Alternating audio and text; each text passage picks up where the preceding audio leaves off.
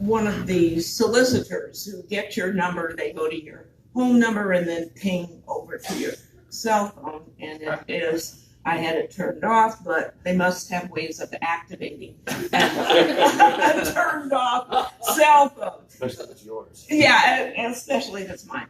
Okay, so this complexity strategy is important to plan for alternatives. And there are some areas where Rob Johnson and the Center for New Economic Thinking is one of those hubs of alternative ways of thinking about economics. That has to be deepened, sustained, and I know Rob, as his previous work with the Senate Financial Affairs Committee, he has a long history in the government sector, and he's a macro economist.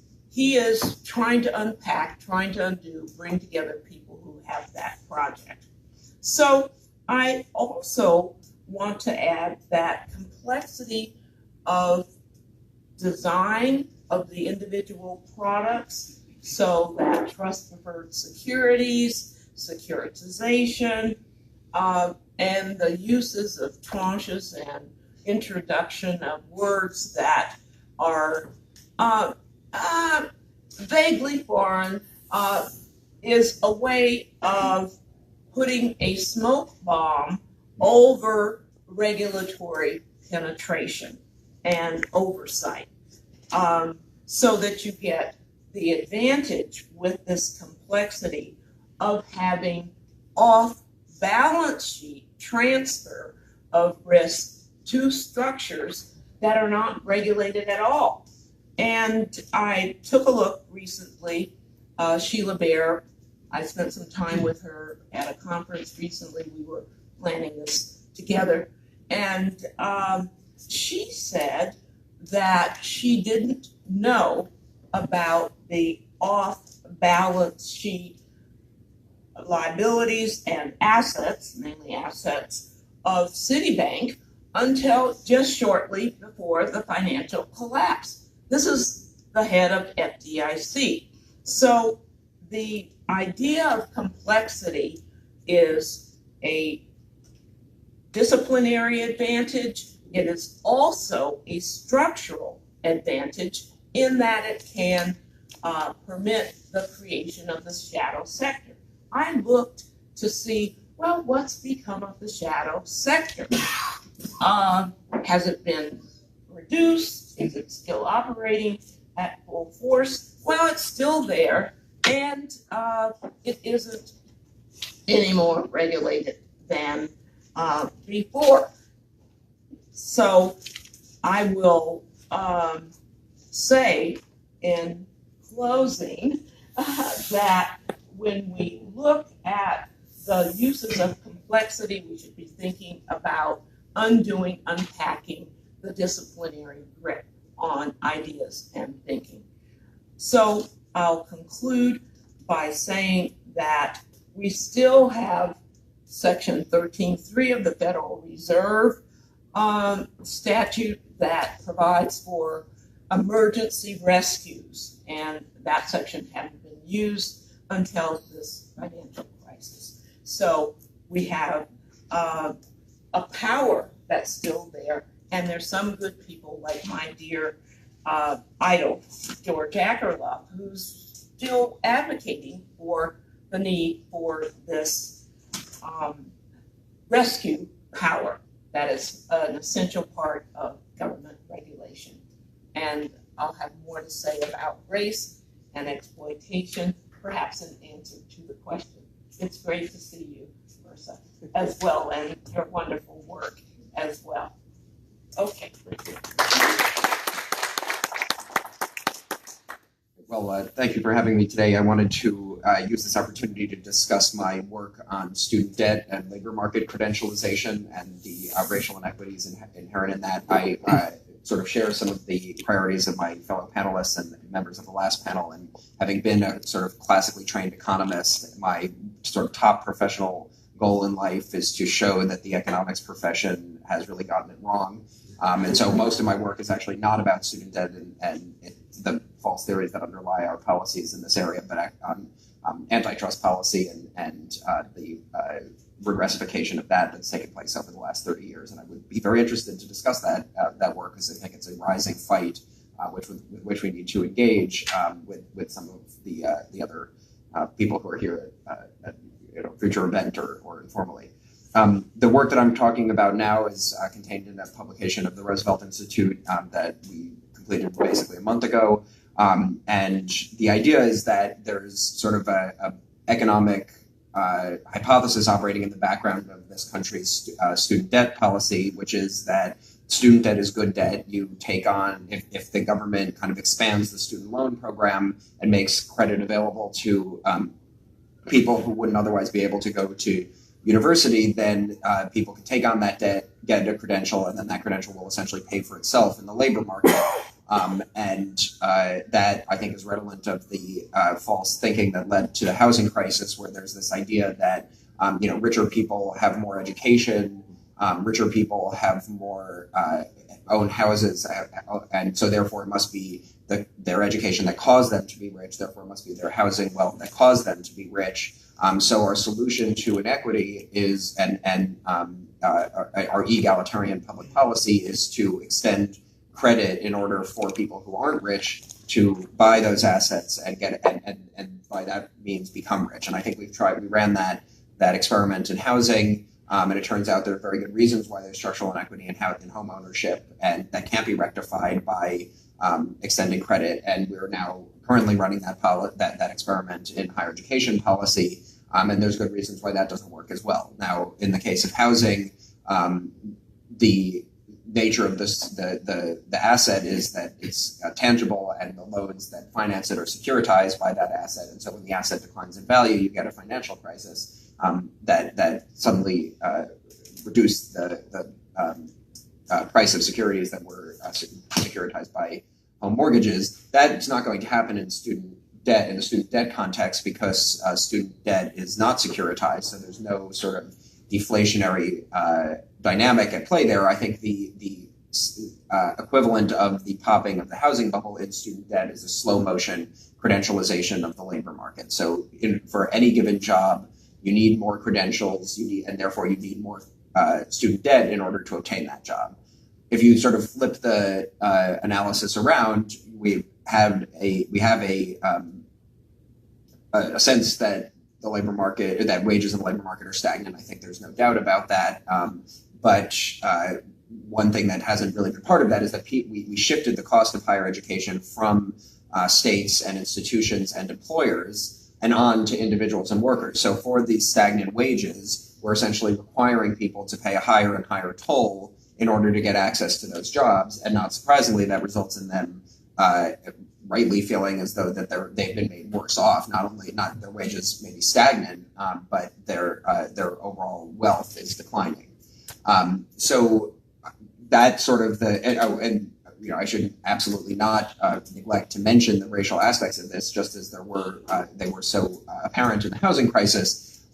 They are quite apparent. Any sort of cursory look at data on student debt, and especially on who's delinquent on student debt, will tell you that there's a strong racial component to this. Recently, this has been kind of I don't know how many people in this room sort of come from the higher education policy space, but I'm guessing a good number of you at least come from the higher education realm. There was kind of a longstanding belief that there are, higher education especially is a root of social mobility and economic improvement generation after generation. And so the sort of whining about student debt must be the result of, it can only be the result of sort of privileged people complaining about, they would rather not pay off their debt, but basically it's what caused them to be employed. And so, they should recognize that this is sort of economically beneficial to them. that is just kind of completely overlooking the reality of more and more people needing to take on student debt because of rising tuition and because of the credentialization of the labor market. The routes into the labor market that would previously have avoided higher education and therefore avoided student debt are basically non-existent. So now you need, we say to people that if you want a good job, then you should go to college. People take on a huge amount of debt to go to college, and then they're told, well, actually, you need to go to graduate school, or you need a sort of another dose of even more expensive education, and people feel like they're, as I would put it, trying to sort of climb or ascend a down escalator, and that's not actually the route to social mobility.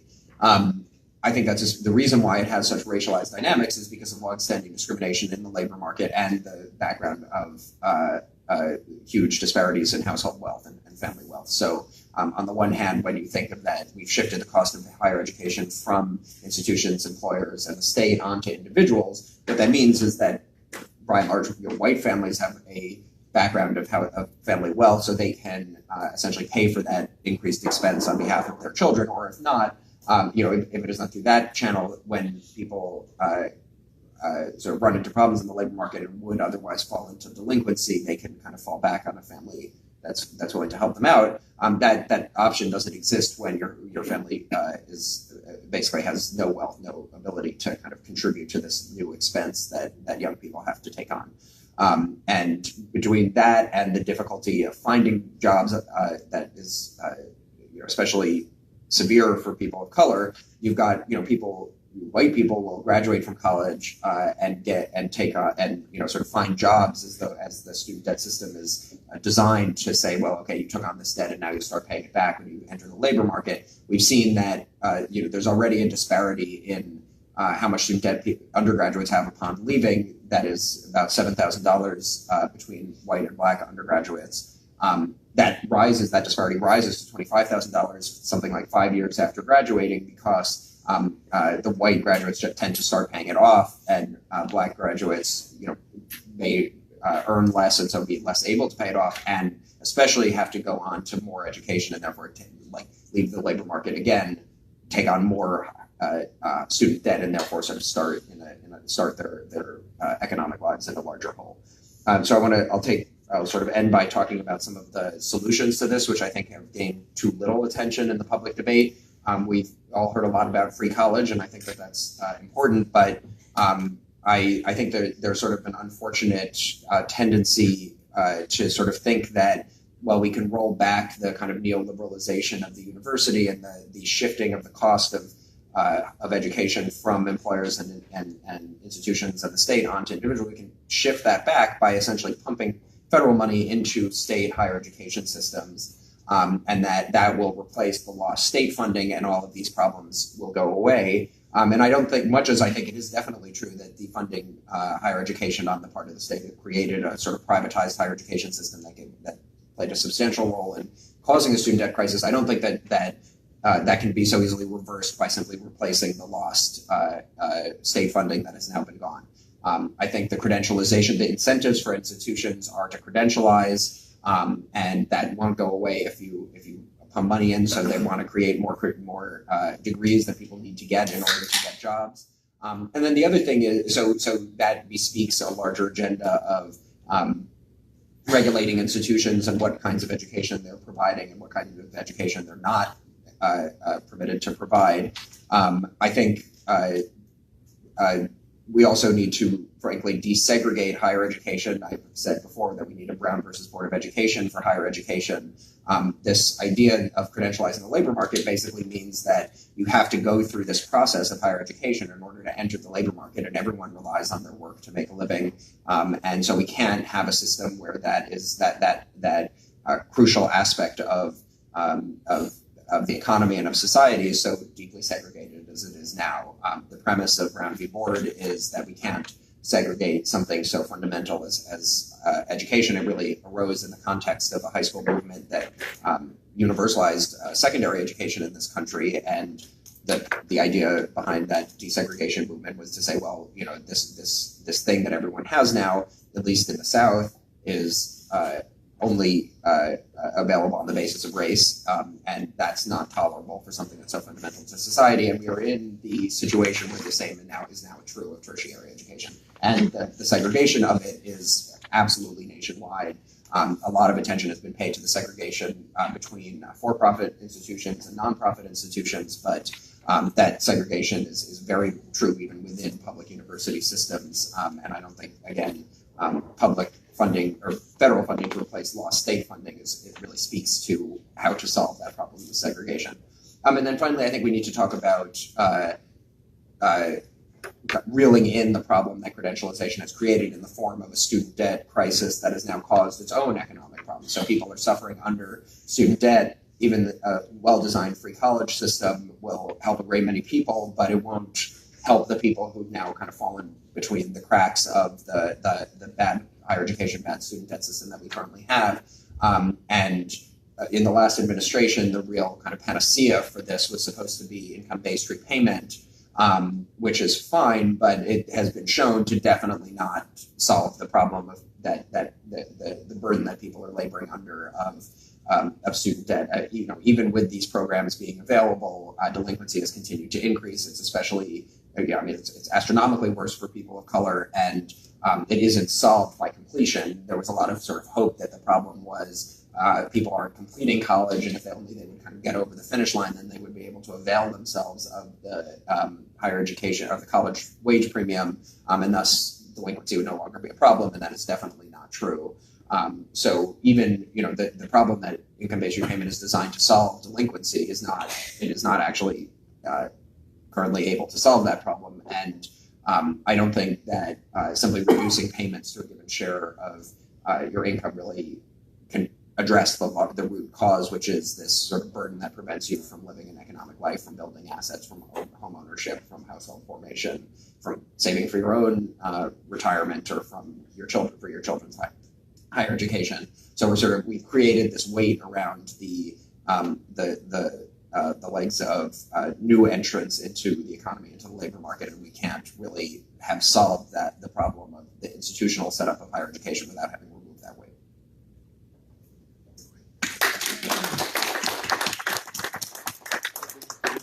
Time for a couple of questions before Bill starts, or should we? We're running a little late, but I think we could do a couple of quick ones. Okay.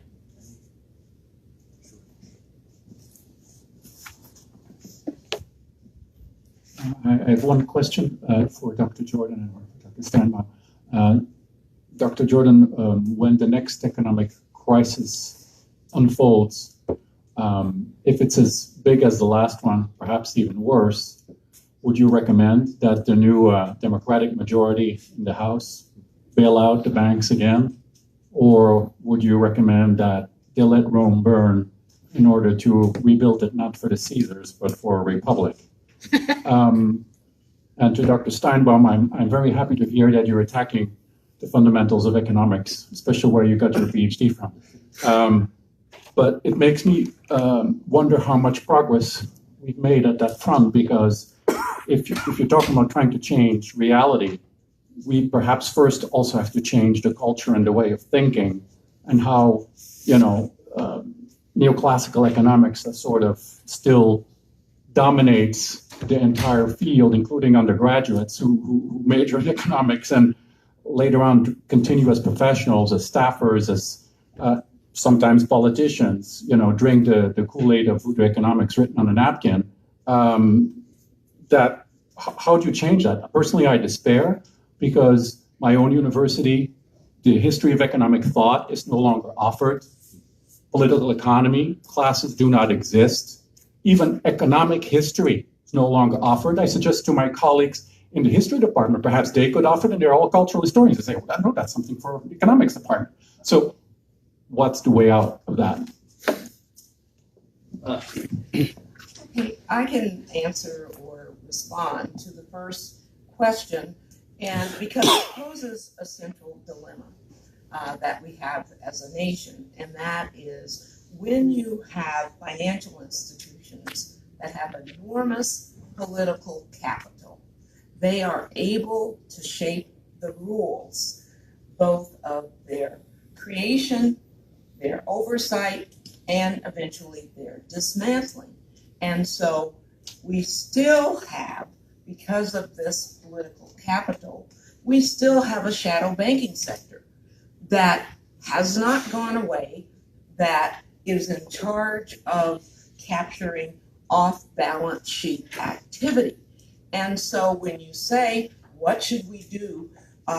Should we let Rome burn? I think was your metaphor.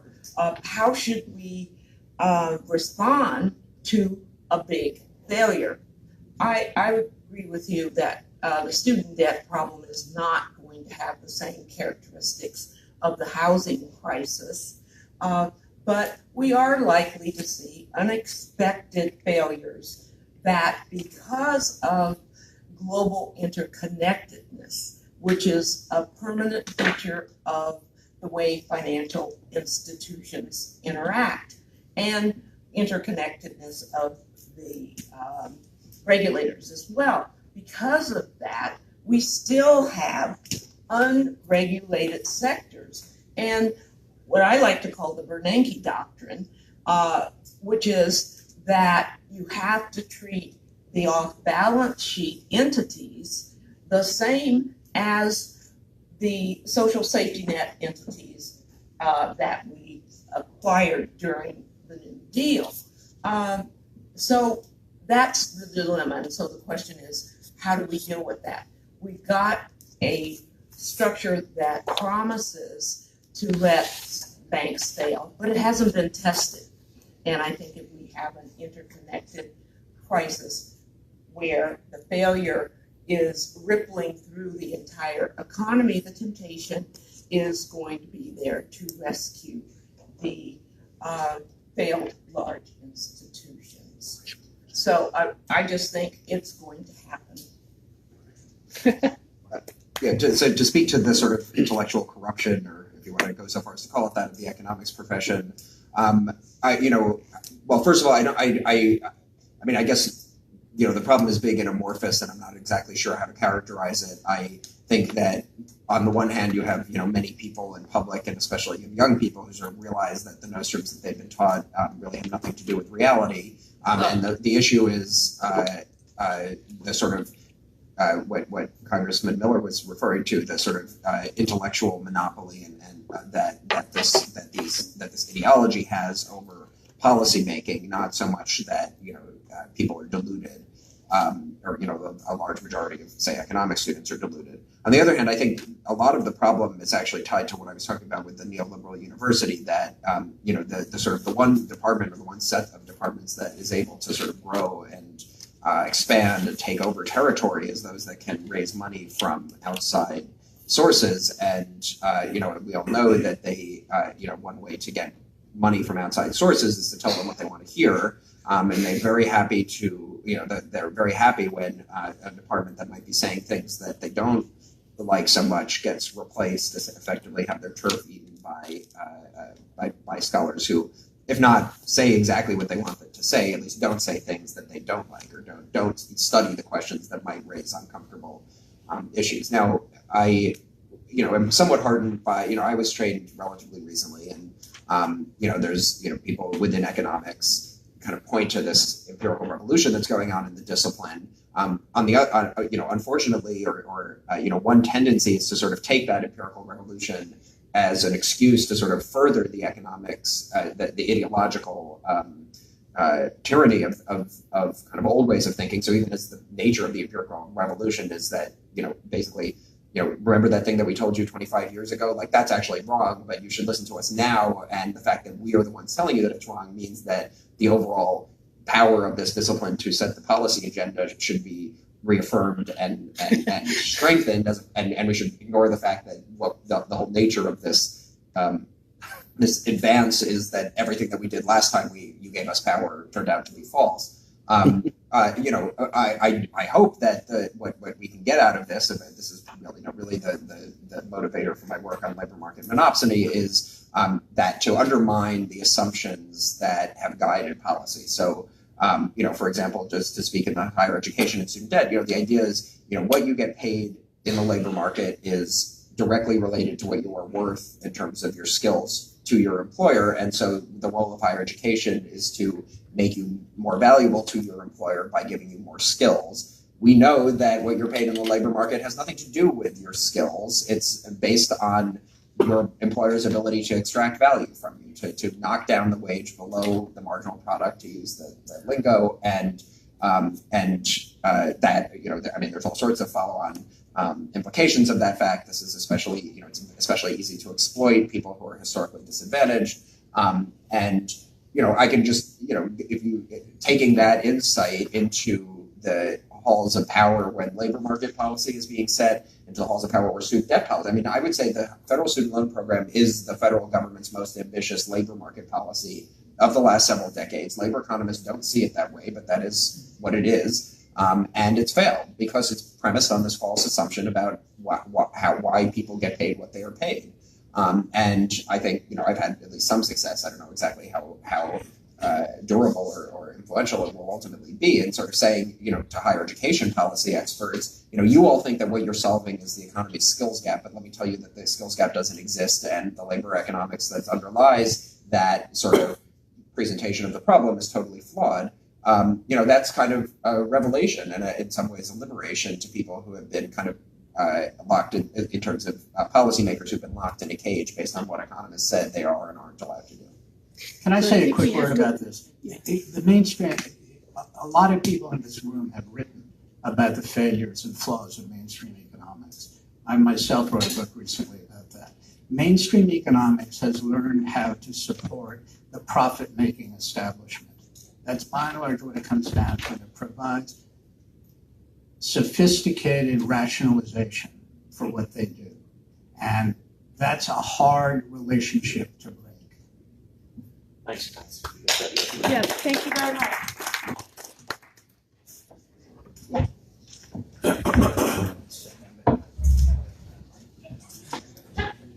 Oh, I'd like to see that. Do you have your card? Sure, it's there with my first cell. Let's see. When you were talking, it reminded me, I'm listening to this. I think it's a pretty new book. Oh, there he is. There you are. Can you go with Scott? Yes, I did. He's sitting quietly against the back It's wall. really interesting because the history of how the business community got involved. So it goes way past beyond before the the Powell it's very interesting. And so I would highly recommend it. I'm ready to begin. Good afternoon. It is my pleasure to introduce to you our next speaker, Bill McKibben. He is a fellow at the Sanders Institute. Bill and I are both founding fellows at the Sanders Institute, but of course I had been familiar with Bill's work for many, many years prior to the establishment of the Sanders Institute.